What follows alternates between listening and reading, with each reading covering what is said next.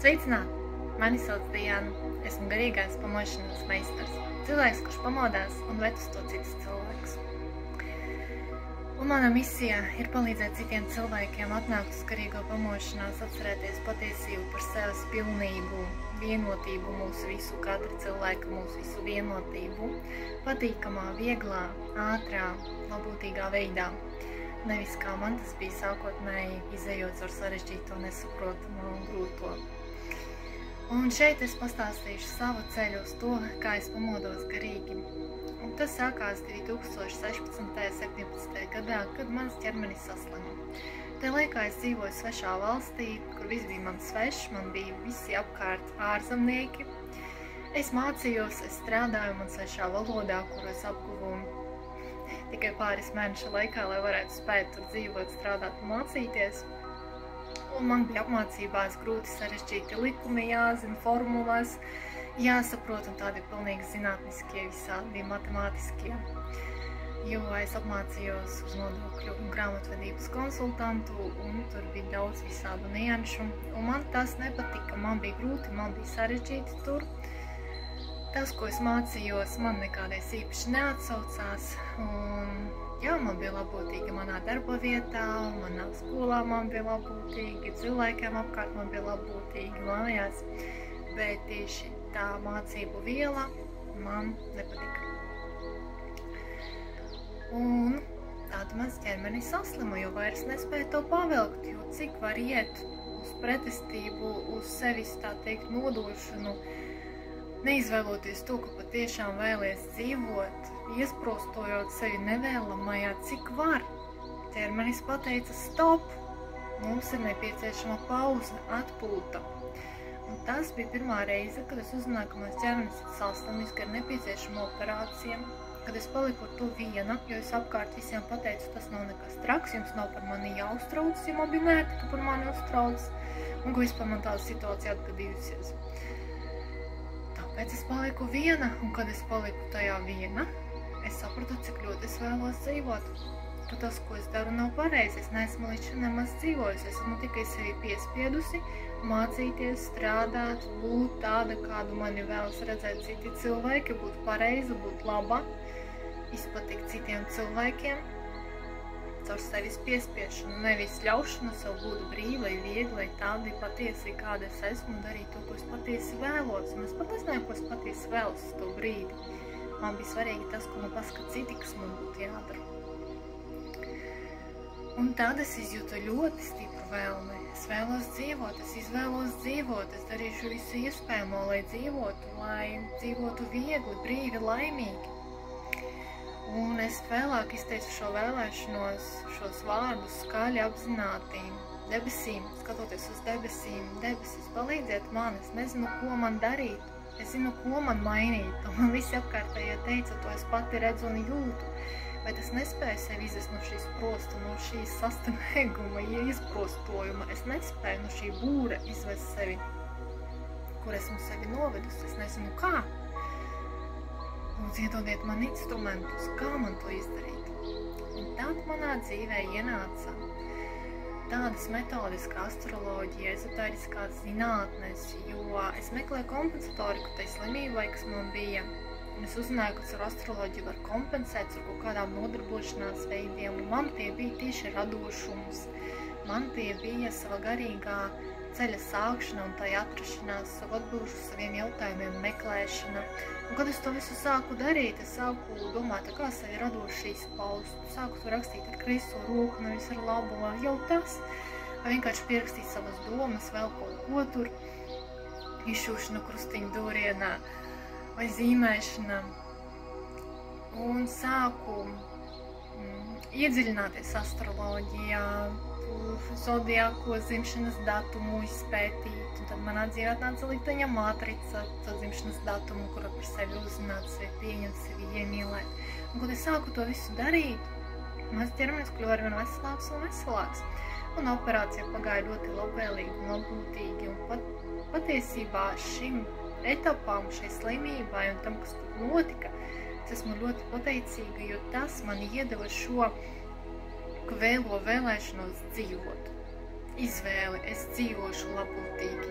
es izvadīšu sevi no tā, ko es sarežģītā, neiespējamā uz to brīdi, un es došu savu vieglumu dzīvot.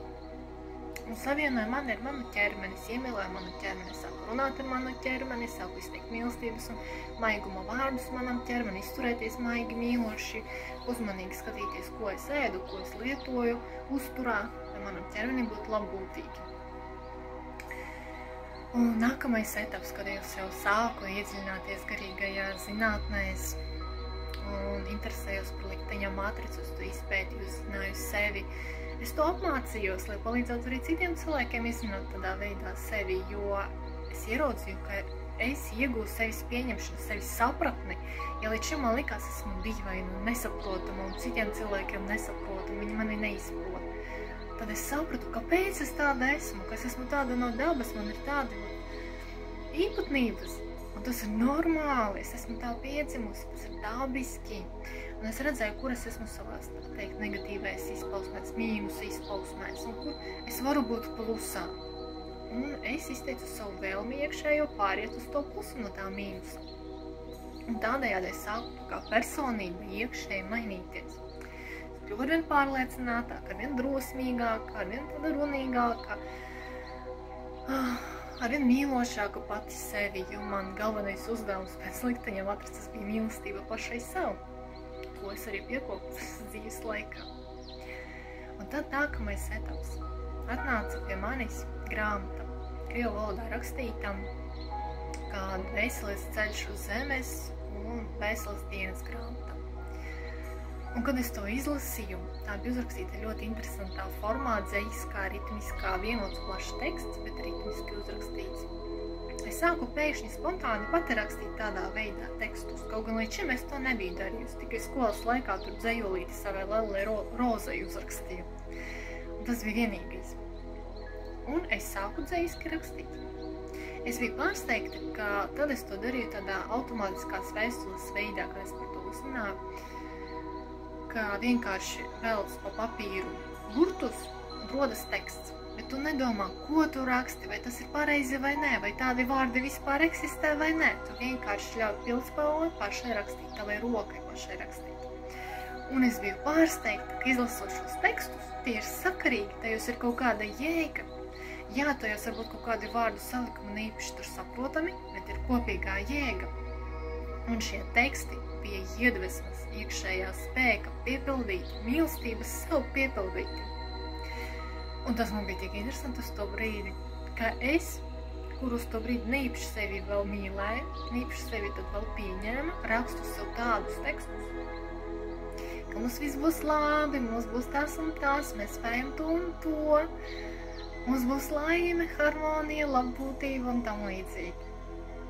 Un pēc tam, pēc kāda laika, kad es atradu šos tekstus un pārlasīju, es atskārtu, ka tas ir piepildījies. Tieši tā arī notika. Un tajā brīdī es sapratu, ka ir kaut kāda komunikācija. Notiek kaut kāda komunikācija starp tā teikt augstāko mani un mazāko mani. Ka no augstākās manis to brīdi es to uzskatīju, ka mana dvēsele ar mani runā. Mana dvēsele ar mani runā tādā veidā, mīloši, maigi, saprotoši, iedvesmojoši mani tā spēku atbalstoši, būdoši. Un es sāku interesēties par dvēseli. Kāda tad ir mana dvēsele? Ko vēl mana dvēsele var man iedot pateikt priekšā? Kā var man palīdzēt? Es uzzināju, ka ir tāda metode kā regresija, došanās uz iepriekšējām dzīvēm un pēc to apskatīšanās došanās uz dvēseli pasauli, kur mīt dvēseles. Varu iepazīt savu dvēseli, kāda es esmu, kāda dvēsele, savu augstāko savus gīdus, pavadoņus augstākos, kuri dzīves laikā pavada, atbalsta, palīdz visdažādākos jautājumos. Viņam nav nesvarīgu jautājumu, ja palīdz jebkurā rutīnā jautājumā. Un es pieteicos uz tādu seansu, es to izgāju, es biju pārsteigta, ko es tur atklāju, ko es tur, tā teikt, pat izjūtu, redzēju arī kaut ko, bet vairāk izjūtu.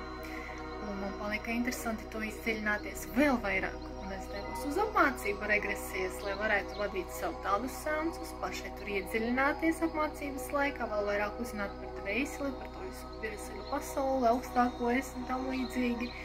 Un vadīt tādus seansus citiem cilvēkiem, lai viņi varētu sevi atklāt kā dvēseli, savienoties ar savu dvēseli, jo tajā laikā es ļoti mīlēju savu dvēseli.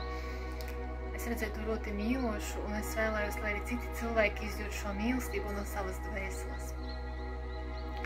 Un es izgāju šo apmācību, es vadīju seansus gan citiem cilvēkiem, saviem kolēģiem, gan klientiem vadīju, un tas, ko es izdzīvoju šajos seansos, gan savos, kurus es pat izgāju, gan klientiem vadītos, paplašināja manu uztveri tā ļoti, ļoti, ļoti, jo tur bija gan par citām iepriekšējām dzīvēm, gan par paralēlēm, gan par uz citām planētām, gan vispār esībā esošajām, un pat bez formas esošajām. Tas bija ļoti interesanti man uz to brīdi. Un tad pienāca visiem zināmie ģeopolitiskie notikumi pasaulē, un es iestigu bailēs, trauksmainībā, reizēs uz traukumā, priekšnojautā ļoti, ļoti nepatīkamā. Man katru rītu pamosties ņaudzās sirds. Es nevēlējos pamosties, es vēlējos ilgāk gulēt, jo miegā likās viss ir labi. Bet pamostoties, sirds sažņaudas, un tas ir tik ļoti nepatīkami, ka es sāku no tā beigt. Un viss, ko es līdz šim biju pielietojusi, izmantojusi, visas metodes, ko es biju apguvusi, man nekādies uz to brīdi nespēja palīdzēt tieši šajā momentā. Viss pārstāja strādāt. Ja līdz šim arī meditācijas, kuras es izgāju, man bija palīdzējušas, tad tagad meditācijas man vairs nepalīdzēja nekādies. Un es sāku meklēt, ko tad man darīt, kā sev palīdzēt. Un tad pie manis atnāca cilvēks, kurš palīdzēja man, novadīja konsultāciju, tā kā enerģētiskā korekcija psihoemocionālajiem stāvokļiem. Un es biju pārsteigta, ka šajā vienā konsultācijā, kuru viņš novadīja telefoniski, caur sarunu, es izjūtu, ka man šīs bailes izzūd. Man rodas tāds iekšējs atbalsts un pat iedvesma. Man rodas iedvesma dzīvot. Pēc šīs konsultācijas izgāju ārā, es eju pa ielu un man ir tik labūtīgi. Man ir iedvesmoti, un tas bija pārsteidzoši priekš manis. Un es jautāju viņam, kas tā ir par metodi, kā to apgūt, kur. Un viņš teica, nāc pie manis uz apmācību, es tev iemācīšu un pat vēl vairāk iedošu. Un es aizgāju, jo man tas palīdzēja, es redzēju, ka tas palīdz. Un es vēlējos ar to palīdzēt gan sev tālāk, gan saviem tuviniekiem palīdzēt, gan citiem cilvēkiem pasaulē, kuri var pie manis uz šo atnākt. Jo tādā stāvoklī bija daudzi uz to brīdi. Un izējot šo apmācību, es iemācījos un iegūtu tā teikt prasmi un pieredzi ne tikai kā sev koriģēt šo psihoemocionālo stāvokli, izvest no nelabvēlīgām, negatīvām izjūtām, sajūtām un citus cilvēkus tāpat, gan klātienē, gan attālināti pavisam citā pasaules malā cilvēks atrodas, bet arī kā noņemt sāpes cilvēkam, klātesot, roku pieliekot, vai tāpat cilvēks otrā pasaules malā atrodas un noņemt viņam sāpes, un viņam sāpes izzūt, piekoriģēt pašsajūtu, pašizjūtu. Un cilvēki patiešām raksta, ka viņi jūtas iedvesmoti, viņi jūtas mierīgāki, viņi sāk dziedāt, viņi sāk dejot, viņiem ir tik labūtīgi kļuvis un arvien labāk un labāk. Tas ir ļoti iedvesmojoši, ka tu dzirdi tādas atsauksmes redzi. Un pateicoties šai apmācībai, es spēju tajā laikā noņemt arī savai vecmāmiņai sāpes, kad viņai sāpēja kaut kas, viņa jau bija 90 pāri gadiem uz to brīdi. Un es redzēju, ka katru dienu viņa smaida, viņa ir iedvesmota katrai dienai jaunai dzīvei, jo viņai vairs nesāp. Un tas bija tas, par ko es biju ļoti pateicīga uz to brīdi. Bet tad arī šī metode pārstāja strādāt. Pārstāja strādāt tajā brīdī, kad nomira mana vecmāmiņa. Tad es nonācu tādā ļoti, es neteiktu depresijā, bet es kaut kur iegrimu. Un es izjūtu, ka esmu atdalījusies no savas dzīves. Es sāku pamanīt, ka notiek kaut kādas situācijas, tādas nedaudz draudīgas, kuras varēja patiešām iziet nepavisai patīkami. Piemēram, man bieži gadījās, ka vakaros pēc darba man milimetru no manis pabrauc velosipēds. Tāds liels, smags velosipēds. Milimetru pavisam. Es viņu nepamanu, viņš brauc man pretī un milimetru pabrauc garām. Varētu būt draudoši, vai ne? Un es sapratu, kaut kas nav pareizi, kaut kas nav tā, kaut kas ir jādara ar to. Ir jāatgriežas klātbūtnē savā dzīvē, bet es nezināju, kā to izdarīt. Es vairs nejūtos kā daļa pasaules, es jūtos sadalīta, es jūtos, ka pasaulē ir viena, es esmu otra. Es nejūtos droši starp cilvēkiem pasaulē, es jūtos kā pelīte skraidoša, pelēka pelīte starp cilvēkiem savās darīšanās tur šur, tur. Bet nekāda krāšņuma, nekādas iedvesmas manā dzīvē. Nepārliecināti jūtos starp cilvēkiem. Un kur bija tas viss pazudis, ko es līdz šim biju ieguvusi par šiem gadiem, kad es biju šajā garīgajā izaugsmē? Viss bija izzudis. Un es nonācu tādā etapā, kad nomira mana vecmāmiņa tieši, ka man likās, es ir bezjēdzīgi, es nevēlos tā vairs turpināt, kā man bija. Man ir neinteresanti tas vairs. Jo turpināt tā, kā bija, ir kaut kā pelēcīgi, skumji, rutīni, tur nav nekādas brīvības, nekāda viegluma, nekādas iedvesmas, nekāda dzīvot prieka, es tā vairs nevēlos, bet es nezināju, ko man darīt. Jo visas manas metodas pārstāja strādāt, nekādas meditācijas internetā man vairs nespēja iedot to, ko agrāk tā spēja man dot kaut vai uz īsu laiku. Un es tajā brīdī izjūtu ļoti stipru vēlmi iepazīt sevi patieso, atgūt atmiņu par sevi patieso. Es jau biju dzirdējusi tādu, ka atgūt atmiņu par sevi. Es izteicu tādu vēlmi iekšēju, ka es vēlos pārstāt saņemt atbildes caur citiem cilvēkiem, jo, kad es agrāk izteicu kaut ko apkārtējam, augstākajam uz to brīdi, es to saņēmu kā atbildes no citiem cilvēkiem, caur grāmatām, caur kādām meditācijām, vai arī citu cilvēku sarunām, un tam līdzīgi. Vai apmācībā pie citiem cilvēkiem. Bet es vēlējos to tieši saņemt, lai es tieši saņemu, lai es būtu tieši kanāls starp augstāko un mani. Un es esmu tās kanāls, kurš arī citiem cilvēkiem var tālāk to nodot. Es vēlējos būt pati sev atbildē. Pati pašā sevī sev rast atbildes, nevis caur citiem cilvēkiem. Jo uz to brīdi tās atbildes, kuras bija radusi no citiem cilvēkiem, izrādījās man aplamas, man nederīgas. Tas, kas palīdzēja viņiem, man nepalīdzēja. Tātad man ir savas atbildes, un es vēlējos ar tām savienoties. Bet es nezināju, kā. Un tad atnāca piedāvājums no meistares, kur agrāk man mācīja regresiju. Viņa izgāja uz jaunu apzinātības līmeni, viņa uzgāja uz tādu uztveres līmeni vienotības, viņa apzinājās un uztvera visu kā vienotību, visus vienotus. Un atguva atmiņu par sevi patieso, pilnīgo, vienoto un kā to praktiski, fiziski, materiāli savā dzīvē pielietot ikdienā. Nevis vienkārši palidināties tur, jā, skaisti, es esmu tur gaisma, mīlestība un tam līdzīgi visa pilnība, bet kā tas man palīdz praktiski, materiāli, fiziski dzīvē? Viņa to atklāja, viņa ieguva tam atslēgu, viņa izgāja tāda veida apmācību un tagad viņa apmāca tam citus cilvēkus un vada tādas ceremonijas. Un es aizgāju pie viņas uz tādu ievadu ceremoniju, iepazīšanās, kuru izējot, es izjūtu to, ka es neko dzīves laikā nekad nebiju izjutusi. Es izjūtu, ka kaut kas mainās manā fiziskajā materiālajā dzīvē, kaut kas sāk virzīties, es sāku mainīties, kļūt tāda, kāda es vēlētos būt. Patiesa es. Es kļūstu pārliecināta, es kļūstu drosmīgāka, es kļūstu relaksētāka, es kļūstu iedvesmotāka, izpausties. Tas bija ļoti interesanti priekš manis uz to brīdi. Un tad es sapratu, jā, tas strādā. Un es aizgāju pie viņas uz pilnu apmācību. Uz apmācību garīgās meistarības. Un šīs apmācības laikā es katru dienu izjūtu lielu pateicību sev par šo izvēli. Un izjūtu viņai pateicību par to, ka viņa vada šo apmācību, viņa šo dod, viņa deva man tādu iespēju. Un es izjūtu lielu pateicību tam, ka vispār ir tāda iespēja, ka tas eksistē, ka ir iespējams atgūt atmiņu par sevi, ir iespējams to pielietot savā ikdienā, uzlabot savu ikdienu un tālāk arī spēt nodot to citiem cilvēkiem, es to citus cilvēkus. Un izējot šo apmācību, es atcerējos patieso sevi, es atgūšu atmiņu.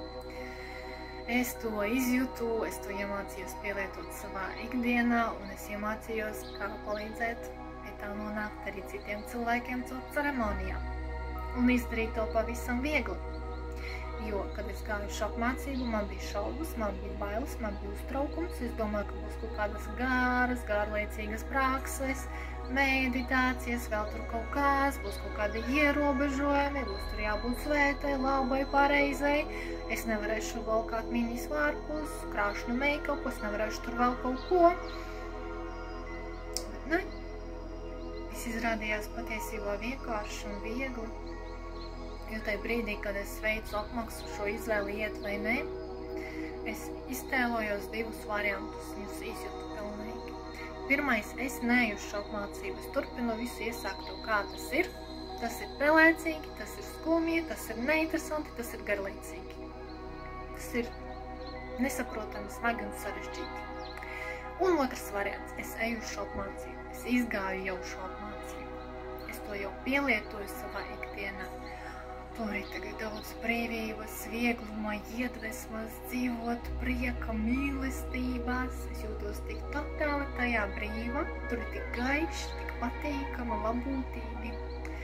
Un es sapratu, jā, es eju uz to, jo katru reizi, kad es gāju uz kaut kādu apmācību arī iepriekš, man vienmēr bija šaubas, man bija žēl uz to tērēt savas finanses, vai tas atmaksāsies, šis ieguldījums, bet es katru reizi iztēloju šos divus variantus. Es eju, es neeju, viss paliek kā iepriekš, garlaicīgi.